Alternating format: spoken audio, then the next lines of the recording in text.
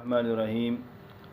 کسی بھی فن یا ہنر میں مہارت حاصل کرنے کے لیے، کمال حاصل کرنے کے لیے عموماً جو ذرائع استعمال ہوتے ہیں، پہلا ذریعہ جو ہے وہ استاد ہے اور اس فن کا ماہر آدمی ہے، جس کی صحبت اور جس کی تعلیمات سے انسان وہ فن یا ہنر حاصل کرتا ہے۔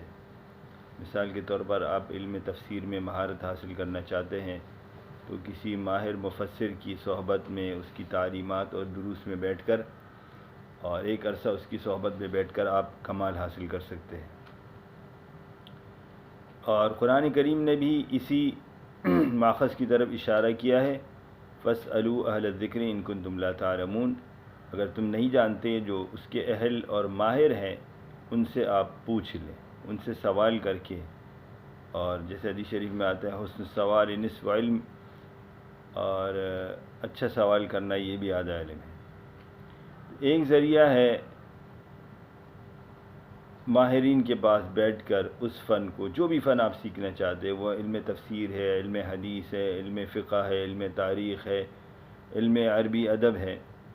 یہ چار علوم میں نے اس لیے بیان کیے کہ عموماً یہ وہ علوم ہے جن کے اندر اللہ نے بڑی وسعت رکھی ہے۔ علم تفسیر، حدیث، فقہ اور ادب عربی، جو ہمارے علم حاصل کرنے والے مدارس دینیہ پڑھنے والے ہیں، ان کو ان چاروں میں سے کسی ایک کی طرف جو ہے رغبت رکھنی چاہیے، تاکہ وہ ان کے سامنے میدان بھی بڑا ہو اور وہ اس میں کمال حاصل کر سکے۔ تو ایک ذریعہ ہوتا ہے استاد کی صحبت اور اس فن کے ماہرین، اور دوسرا ذریعہ جو ہے وہ کتاب ہے، مطلوبہ فن کی جو کتاب ہے۔ مثال کے طور پر علم تفسیر آپ سیکھنا چاہتے ہیں تو لامحالہ آپ کو تفسیر کی جو بنیادی کتب ہیں، مشہور کتب ہیں اور ایسی کتابیں ہیں جو اس فن کے اندر مانی ہوئی ہیں، ان تک رسائی حاصل کرنا ہوگی۔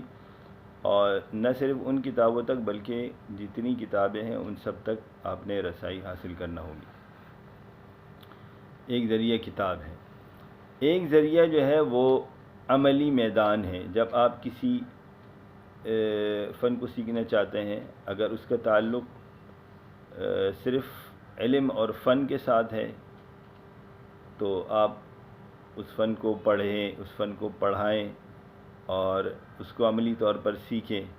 تو عملی طور پر کرنا جو ہے، مثال کے طور پر ایک آدمی تیراکی سیکھنا چاہتا ہے تو کتابوں سے یا صرف استاد سے سن کر نہیں ہوگا، جب تک وہ جو ہے وہ دریا سمندر کے اندر چھلانگ لگا کر عملی طور پر اس کو نہیں کرے گا۔ ایک آدمی ڈرائیورنگ سیکھنا چاہتا ہے، جہاز اڑانا چاہتا ہے، ایک آدمی ڈاکٹر بننا چاہتا ہے، تو جب تک وہ عملی طور پر کام نہیں کرے گا تو وہ کام نہیں سیکھے گا۔ تو ایک ذریعہ ہے عملی طور پر اس میدان کے اندر شریک ہونا، غلطی کرنا اور پھر اس غلطیوں سے سیکھنا۔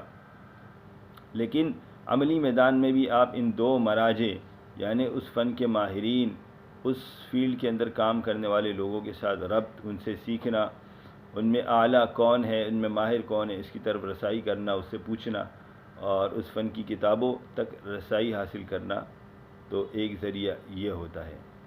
اور اسی طرح جو ہے وہ ایک ذریعہ ہے، اسی طرح ایک ذریعہ جو ہے وہ الذی علم بالقلم والا ہے، کہ جب آپ کسی علم اور فن کو سیکھنا چاہتے ہیں تو ظاہر سی بات ہے کسی بھی فن کو سیکھنے میں بنیادی چیز اس کی معلومات ہوتی ہے۔ تو آپ الذی علم بالقلم کے ذریعے لکھ کر جو ہے اس کو سیکھتے ہیں، یعنی اس فن پر اپنے نوٹ لکھنا اور مختلف کتابوں کو مختلف مآخذ سے لے کر آپ اس فن کی کسی ایک نقطے کو لے کر اس پر آپ کتاب لکھتے ہیں، تو اس فن کے اندر مہارت حاصل ہوتی ہے۔ یہی درجہ ہے جس کو تخصیص یا تخصص کہتے ہیں، یا اس کو P H D, M Phil اور ڈاکٹریٹ کہتے ہیں، جس کے اندر مقالہ یا تھیسس لکھا جاتا ہے، تاکہ آپ لکھ کر اس فن کا اندر جو کمال حاصل کر لیں۔ ایک چوتھا ذریعہ ہے الذی علم بالقلم۔ جزاک اللہ خیرہ۔